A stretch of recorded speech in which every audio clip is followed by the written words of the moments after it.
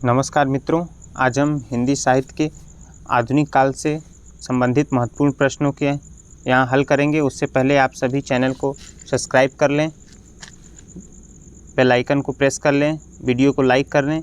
चलिए आज का पहला प्रश्न, हिंदी विद्वान किस विद्वान ने हिंदी साहित्य के प्रारंभिक काल को वीरगाथा काल नाम दिया है? आइए जानते हैं इसका क्या आंसर होगा। तो इसका आचार्य रामचंद्र शुक्ल ने। हिंदी साहित्य के विभिन्न विद्वानों ने प्रारंभिक काल का भिन्न भिन्न नामों से वर्गीकरण किया है। आइए जानते हैं कि किसने क्या क्या नाम दिया है आदिकाल को। तो डॉक्टर ग्रियर्सन चारण काल देते हैं नाम, मिश्र बंधु प्रारंभिक काल, गणपति चंद्रगुप्त प्रारंभिक काल, आचार्य रामचंद्र शुक्ल वीरगाथा काल, राहुल सांकृत्यायन सिद्ध सामंत काल, महावीर प्रसाद द्विवेदी बीजोपन काल, विश्वनाथ प्रसाद मिश्र वीर काल, हजारी प्रसाद द्विवेदी आदि काल, डॉक्टर राम कुमार वर्मा चारण काल या संधि काल। आइए आगे देखते हैं दूसरा प्रश्न, आदिकाल के नामकरण से संबंधित कौन सा युग्म अशुद्ध है? इसमें कौन सा युग्म अशुद्ध है जानेंगे हम। तो देखिए, ए जो है बीजोपन काल मिश्र बंधु, ये क्या है? अशुद्ध है, क्योंकि बीजोपन काल किसने दिया है? महावीर प्रसाद द्विवेदी जी ने। तो सिद्ध सामंत काल राहुल सांकृत्यायन ये सही है। संधि काल एवं चारण काल डॉक्टर राम कुमार वर्मा, वीरगाथा काल आचार्य रामचंद्र शुक्ल। अगला प्रश्न देखते हैं, हिंदी साहित्य के प्रथम काल को वीर काल किसने कहा है? देखिए, हम ये भी जान गए कि आदिकाल को प्रथम काल भी कह सकते हैं। तो किसने कहा है वीर काल? तो विश्वनाथ प्रसाद मिश्र जी ने क्या कहा है? वीर काल कहा है। अगला प्रश्न देखते हैं, हिंदी के प्रारंभिक काल को वीरगाथा काल नाम किसने किया? तो वीरगाथा काल नामकरण किसने किया? आचार्य रामचंद्र शुक्ल जी ने। फिर से वही प्रश्न है, आदिकाल को वीरगाथा काल किसने किया, किसने कहा? तो आचार्य रामचंद्र शुक्ल ने। अगला प्रश्न देखते हैं, हिंदी साहित्य के आदिकाल के लिए सिद्ध सामंत युग नाम किसके द्वारा दिया गया है? तो किसके द्वारा दिया गया है? राहुल सांकृत्यायन जी के द्वारा। ये सभी प्रश्न हैं जो किसी न किसी परीक्षाओं में आए हैं आयोग के, चाहे आश्रम पद्धति हो, टीजीटी पीजीटी, केंद्रीय विद्यालय, एनबीएस नवोदय विद्यालय, सभी महत्वपूर्ण प्रश्न हैं। तो इसे आप जरूर रट लें, ये परीक्षा की दृष्टि से अत्यंत महत्वपूर्ण है। अगला प्रश्न देखते हैं, आदिकाल को सिद्ध सामंत युग कहा है? आदिकाल को सिद्ध सामंत युग किसने कहा है? राहुल सांकृत्यायन जी ने। अगला प्रश्न देखते हैं, हिंदी साहित्य के आदिकाल को सिद्ध सामंत नाम किसने दिया है? तो राहुल सांकृत्यायन जी ने। देखिए प्रश्न कितना महत्वपूर्ण है, बार बार ये प्रश्न आ रहा है। पीजीटी, ये प्रश्न पीजीटी परीक्षा 2004 में, जीआईसी प्रयोक्ता 2017 में और टीजीटी परीक्षा 2011 में। देखिए कितना महत्वपूर्ण प्रश्न है। अगला प्रश्न देखते हैं, आदिकाल को बीजोपन काल नाम किसने दिया?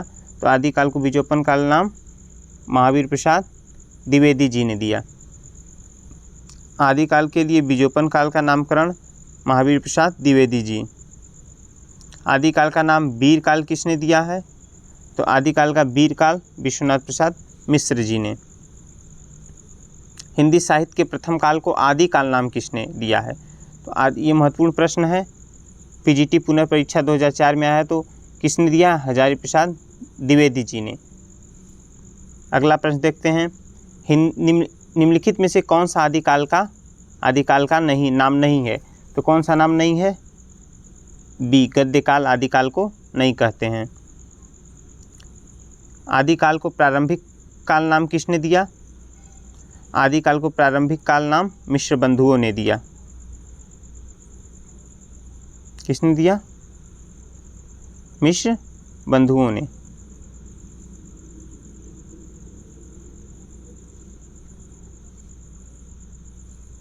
मिश्र बंधुओं ने क्या नाम दिया? प्रारंभिक काल। अगला प्रश्न देखते हैं, आदिकाल को आधार काल नाम किसने दिया? आधार काल नाम देने वाले विद्वान कौन थे? डॉक्टर नगेंद्र, आचार्य हजारी प्रसाद द्विवेदी, डॉक्टर मोहन अवस्थी, डॉक्टर राम कुमार वर्मा। इसमें सही हो जाएगा आधार काल डॉक्टर मोहन अवस्थी। जब कभी मोहन अवस्थी का नाम न रहे और आधार काल पूछ दे तो उसमें सुमन राजेब का भी नाम आता है। अगला प्रश्न देखते हैं,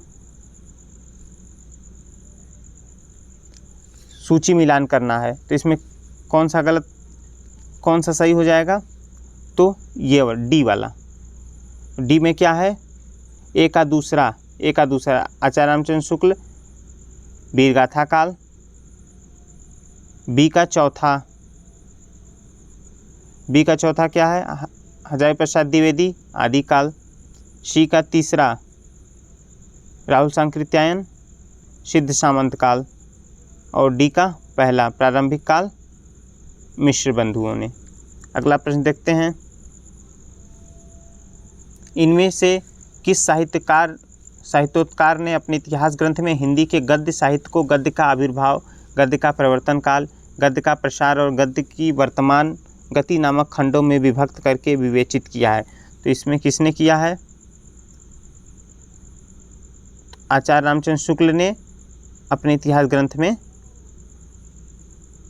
इसका सही उत्तर हो जाएगा आचार्य रामचंद्र शुक्ल जी ने अपने इतिहास ग्रंथ में गद्य साहित्य को इस प्रकार विभक्त किया है। अगला प्रश्न देखते हैं, रामचंद्र शुक्ल ने हिंदी साहित्य के इतिहास का आरंभ कब से कब माना है? तो इसका ऑप्शन हो जाएगा संवत 1050 से। अगला प्रश्न देखते हैं, डॉक्टर राम कुमार वर्मा ने हिंदी साहित्य का आरंभ कब से माना है? तो डॉक्टर राम कुमार वर्मा जी ने 693 ईस्वी से। अगला प्रश्न देखते हैं, बौद्ध धर्म से जुड़े हुए साहित्य की भाषा है? तो पाली जो भाषा है वो बौद्ध धर्म से जुड़ा हुआ है। बौद्ध धर्म की भाषा क्या है? पाली। अगला प्रश्न देखते हैं, निम्नलिखित में से अपभ्रंश प्रभावित हिंदी रचना कौन सी है? तो अपभ्रंश प्रभावित हिंदी रचना भरतेश्वर बाहुबली रास। ये किसकी रचना है? मुनि जिनविजय ने इसकी रचना की थी 1184 ईस्वी में। अगला प्रश्न देख लेते हैं, अपभ्रंश प्रभावित हिंदी रचना कौन सी है? तो इसका भी आंसर क्या हो जाएगा? भरतेश्वर बाहुबली रास। अगला प्रश्न देखते हैं, शालिभद्र सूरी की रचना का नाम है? शालिभद्र सूरी की रचना का क्या नाम है? भरतेश्वर बाहुबली रास। अगला प्रश्न देखते हैं, पंच पांडव चरित रास के रचयिता कौन है?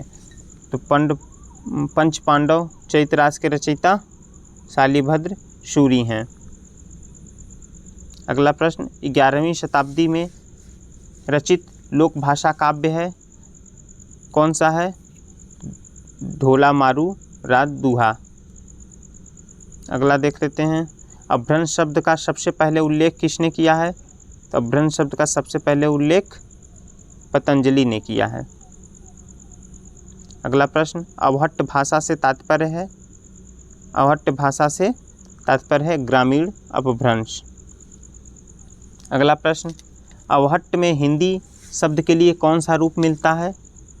तो हिंदी शब्द के लिए कौन सा रूप, हिंदी के लिए कौन सा रूप मिलता है? शिक्षा। अगला प्रश्न देखते हैं, राहुल सांकृत्यायन के अनुसार चर्या गीत और दोहा कोश की रचना करने वाले पहले बौद्ध सिद्ध हैं? तो पहले बौद्ध सिद्ध कौन से हैं? सरहपा। अगला प्रश्न देखते हैं, अधिकांश साहित्यकारों के अनुसार हिंदी के प्रथम कवि हैं? तो हिंदी के प्रथम कवि कौन हैं? सरहपाद। अगला प्रश्न, हिंदी के किस इतिहासकार के मतानुसार शालिभद्र सूरी हिंदी के प्रथम कवि हैं? किसने शालिभद्र सूरी को हिंदी का प्रथम कवि कहा है? तो डॉक्टर गणपति चंद्र गुप्त। अगला प्रश्न, सिद्धों का प्रथम कवि कौन है? तो सिद्धों का प्रथम कवि सरहपा। अगला देखते हैं, सिद्धों में सबसे पुराने कौन हैं? सिद्धों में सबसे पुराने कौन हैं? तो कौन है सिद्धों में सबसे पुराने? सरहपा। तो आपका 35 क्वेश्चन कंप्लीट हुआ हिंदी के आदिकाल से संबंधित प्रश्न। आदिकाल से संबंधित और प्रश्न अगले वीडियो में आएंगे। आपको वीडियो कैसा लगा? वीडियो अच्छा लगा हो तो कमेंट बॉक्स में बताइए, और ऐसे ही वीडियो देखने के लिए चैनल को सब्सक्राइब कर लें, लाइक कर लें। धन्यवाद।